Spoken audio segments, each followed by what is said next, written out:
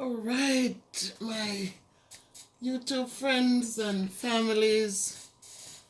All right, so I'm back again. Miss Bevis here, the tutor, and this time I want to talk to us about multiplying with decimals. Multiplying with decimals. When we multiply decimals, it is quite interesting. And what I ask my students to do is that I ask them first to do an estimate, because so often they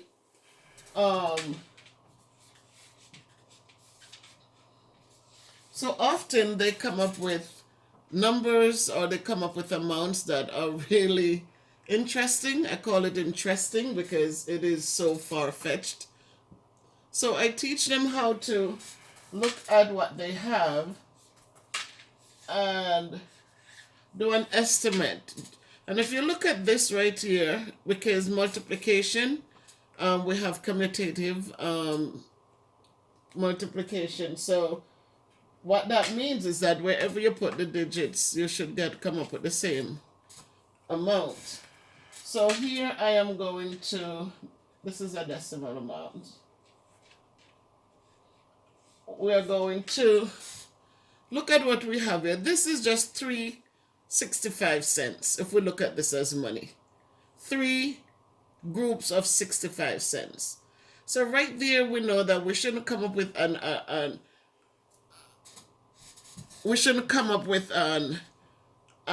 huge amount, because this is just saying I have 3 groups of 65 cents. The 3 times 15, 3 6 is 18, and 1, 19. And so if we round this to 4, so it will be 4 groups of 65 cents. So therefore, we shouldn't come up with a great deal of money. We should come up with about $2.60-something.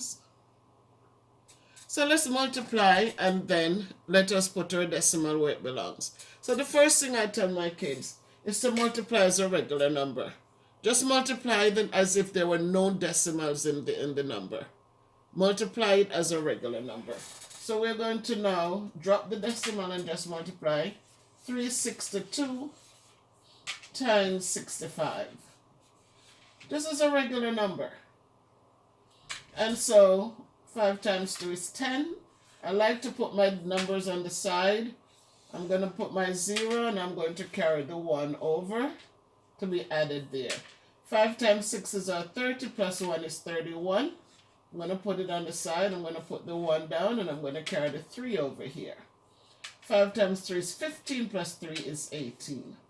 And again, make sure the digits are in the right places, because every digit has a place value. So make sure they're in the right places. Now we're finished multiplying with this right here, with the 5 and the 2. So I'm going to put a little placeholder here, so I know that once I multiply this 6 with this 2, nothing should be coming over here. So now 6 times 2 is 12. I'm going to put it on the side. I'm going to write down the 2.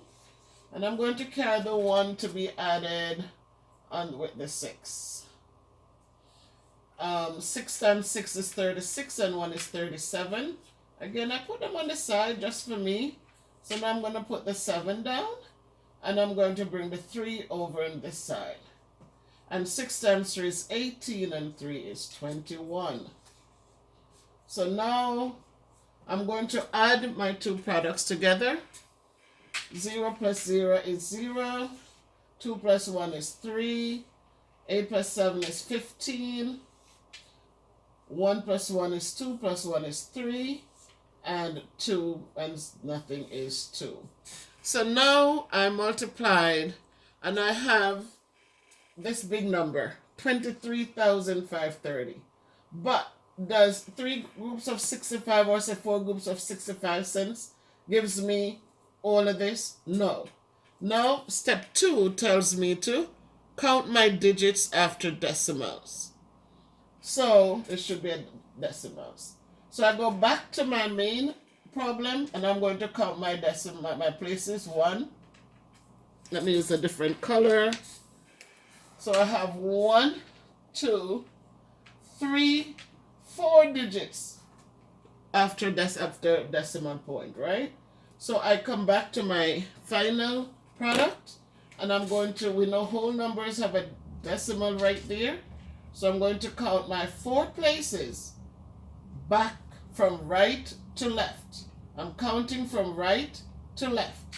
1 place, 2 places, 3 places, 4 places.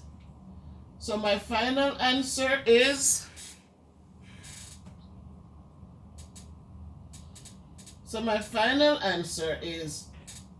two and 253 thousandths.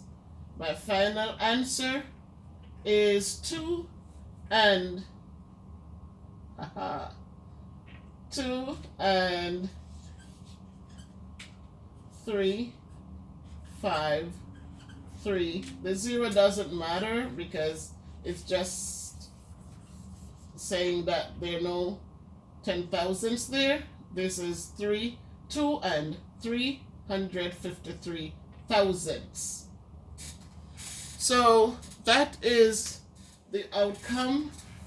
And again, when we multiply with decimals, again, do not line up decimals. Make sure that your multiplier is a regular number. After that, count the digits after your decimals. And finally, place the decimal in the product. So again, step 1, we'll go back and we'll look at step 1, multiply as a regular number. Multiply as a regular number. Step 2, once you multiply, then count your digits that are after a decimal point. And step 3, go back to your final product. Place the decimal, counting from the right to the left. From the right to the left, place your decimal point, and then you'll see that your estimate would make sense. That 3 groups of 65 cents, 3 and 62 hundredths times 65 hundredths, it's only 2 and 353 thousandths. All right, guys. So again, remember that math is all around us. Find the math in all you do, and have fun doing math, because math is totally awesome.